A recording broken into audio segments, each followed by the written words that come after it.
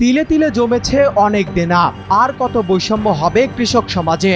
না, আর সহ্য করা যায় না। কিছু একটা করতেই হবে। যেমন ভাবা তেমন কাজ। দিনভর করা রোদ, কপালে চিন্তার ভাঁজ। আমন চাষের ভরা মৌসুম, কিন্তু জমিতে দেওয়ার মতো নেই এক ছটাক সার। দিনের পর দিন ডিলারের দরজায় ঘুরেছেন কুড়িগ্রামের ভুরুঙ্গমারীর কৃষকেরা। উত্তর একটাই, সার নেই। কিন্তু আসলে কি সার ছিল না?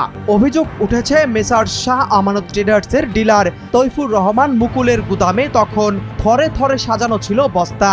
চোখের সামনে কৃত্রিম সংকট তৈরি করে কৃষকদের ভাগ্য নিয়ে চলছিল এক নির্মম খেলা।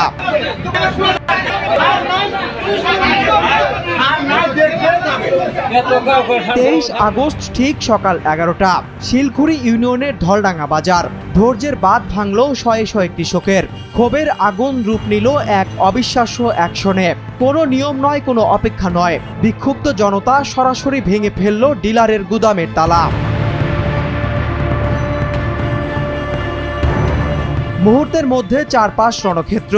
চোখের পলকে কৃষকেরা লুটে নিলেন প্রায় 10 টন সার, ঠিক 197 বস্তা ইউরিয়া। ডিলার স্তব্ধ, প্রশাসন স্তম্ভিত। খবর পেয়েই ছুটে আসে পুলিশ। ভুরুঙ্গমারী থানার ওসি আজিম উদ্দিনের হস্তক্ষেপে শেষ পর্যন্ত উদ্ধার হয় মাত্র 33 বস্তা সার, বাকিটা উধাও। কৃষি বিভাগ বলছে এটা নাকি স্রেফ ভুল বুঝাবুঝি আর আতঙ্ক।